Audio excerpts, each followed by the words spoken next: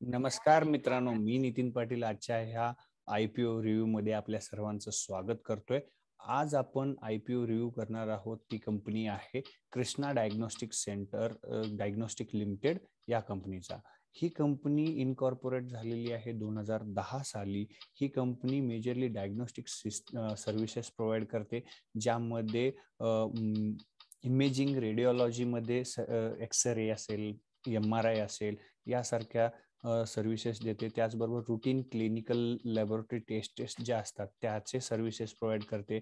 त्यानंतर टेलिरेडिओलॉजी सर्व्हिसेस सुद्धा या कंपनीकडून प्रोव्हाइड केल्या जातात.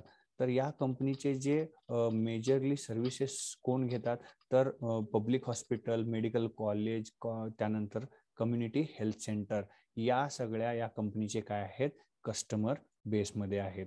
त्यानंतर या कंपनीचे जे नेटवर्क आहे ते अगदी टायर 2 सिटीज म्हणजे अगदी छोट्या शहरापासून टायर 2 सिटीज खेड्यापर्यंत यांचे नेटवर्क पोहोचवण्याचं काम त्यांनी केलेलं आहे. आणि त्यांचा मेन फोकस तिथे आहे. मेट्रो सिटीज आणि मेट्रोपॉलिटन सिटीज मध्ये त्यांनी फोकस केलेला नाही. त्यांचा फोकस छोट्या शहरांपासून अगदी खेड्यापर्यंत त्यांनी फोकस केलेला आहे. आणि या कंपनीचे भारतभरामध्ये जवळपास 1800 सेंटर्स आहेत वेगवेगळ्या 13 राज्यामध्ये. आजपर्यंत या कंपनीनं जवळपास 52 लाख कस्टमर्सना सर्व्हिस ही कंपनी प्रोव्हाइड करू शकली आहे. ओके, या कंपनीचे टोटल सेंटरमध्ये 1370 रेडिओलॉजी, 487 पॅथॉलॉजी आणि 443 कलेक्शन सेंटर सुद्धा या कंपनीचे आहेत. आता ह्या कंपनीचं हे झालं कंपनीचं एक ओव्हरव्ह्यू. कंपनीचा कॉम्पिटेटिव्ह स्ट्रेंथ किंवा ताकद काय आहे, या कंपनीचे जे सर्व्हिस आहेत वेगवेगळ्या सर्व्हिसेस दी प्रोव्हाइड करते. मग ती ज्या त्या सेक्टरमध्ये जे काही सर्व्हिसेस लागतात ते सगळे ते प्रोव्हाइड करते. त्याचबरोबर डायग्नोस्टिक्स मध्ये ही इमेजिंग आणि पॅथॉलॉजीमध्ये काय कॉम्प्रिहेन्सिव्ह प्राइस रेंजमध्ये ही कंपनी सर्व्हिसेस प्रोव्हाइड करते. स्ट्रॉंग क्वालिटी आणि हेल्थकेअर सर्व्हिस अफोर्डेबल प्राइसमध्ये मी ऑलरेडी तेच सांगितलं तुम्हाला की ते प्रोव्हाइड करते. एक्सटेन्सिव्ह मार्केट फुटप्रिंट आहेत. 13 राज्यामध्ये या कंपनीचे सर्व्हिसेस आहेत. त्यानंतर कन्सिस्टंटली या कंपनीचे जे काय सध्याचे हे आहेत फायनान्शियल्स आहेत ते चांगल्या प्रकारे आलेले आहेत. आता जर या कंपनीच्या सर्व्हिसचा पार्ट पाहायचा म्हटला, जो कंपनी प्रोव्हाइड करते ते कुठं कुठं करते तर जवळपास 20 जे राज्यांचा जर विचार केला तर त्यात 13 राज्यांमध्ये ही कंपनी सर्व्हिस प्रोव्हाइड करते. आणि याच्या कॉम्पिटेटर किंवा पीयर कंपन्या जर पाहिल्या तर त्यांचे सर्व्हिसेस वेगवेगळ्या राज्यांमध्ये, आणि याचं जर पाहिलं तर तुम्हाला टिक मार्क स्क्रीनवरती दिसत आहेत की कृष्णा डायग्नोस्टिक ही पहिल्या कॉलम मध्ये आहे. त्याचे टिक मार्क्स तुम्हाला 13 राज्यामध्ये दिसत आहेत. आणि बाकी कोणत्याही कंपनीचे तेवढ्या ठिकाणी सर्व्हिसेस नाही आहेत. एवढ्या वाईड रेंजमध्ये ही कंपनी काम करते.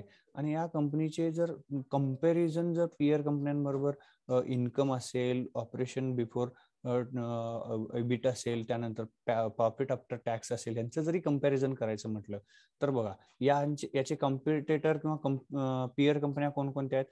DLPL, SRL, metropolis, Thyrocare, Vijaya यासारख्या या कंपन्या ज्या आहेत या कंपनीच्या पीयर कंपन्या आहेत. आणि ह्याचं जर कंपॅरिझन केलं इन्कमच्या दृष्टीनं तर या सगळ्यांमध्ये कृष्णा इन्कम मध्ये 47% CAGR नी ग्रो करती आहे. या लिस्टमध्ये ती सगळ्यात जास्त रिटर्न्स वाली आहे.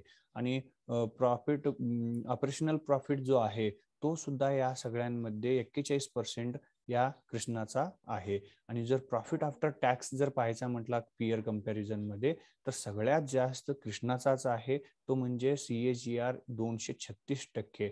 हे कधीचं फायनान्शियल इयर 18 ते फायनान्शियल 21च्या दरम्यानचं. तर हे एक स्ट्रॉंग या कंपनीचे फायनान्शियल सध्याचे आपल्याला पाहायला मिळत आहेत.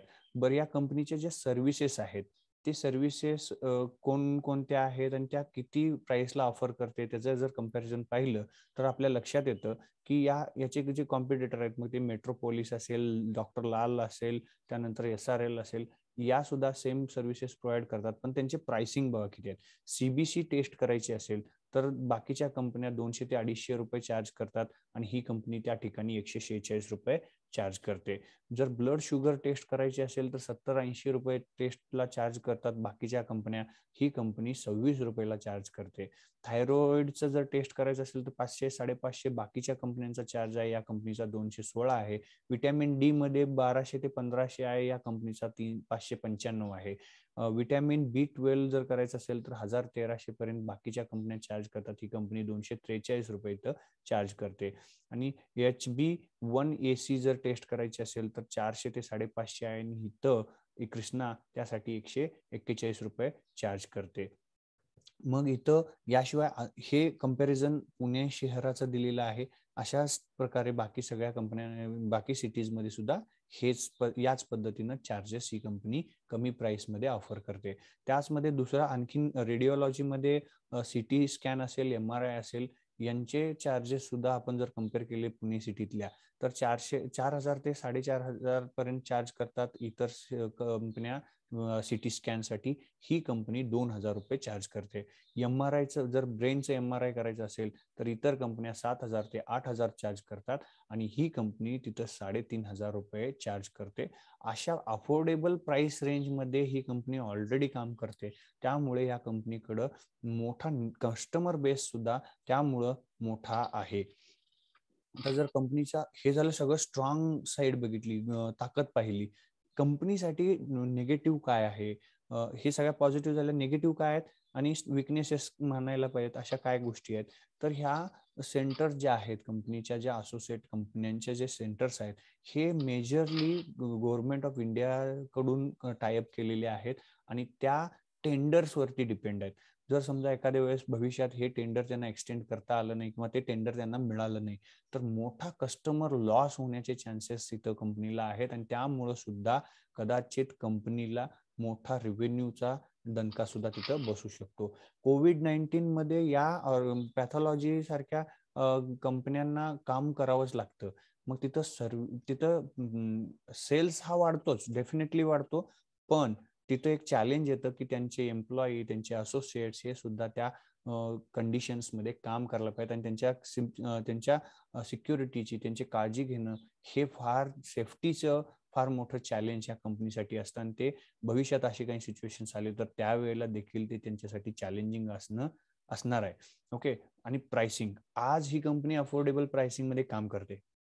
भविष्यात समजा या कंपनीच्या कॉम्पिटिशनला म्हणून काही ऑर्गनाइज्ड कंपन्यांनी प्राइसिंग ड्रॉप केली किंवा त्यांनी त्यांची पॉलिसी चेंज केली कॉम्पिटिशनमुळं, तर त्यावेळेला ह्या कंपनीला सस्टेन करणं कितपत शक्य आहे हे पण पाहणं भविष्यात फार इम्पॉर्टंट गोष्ट आहे.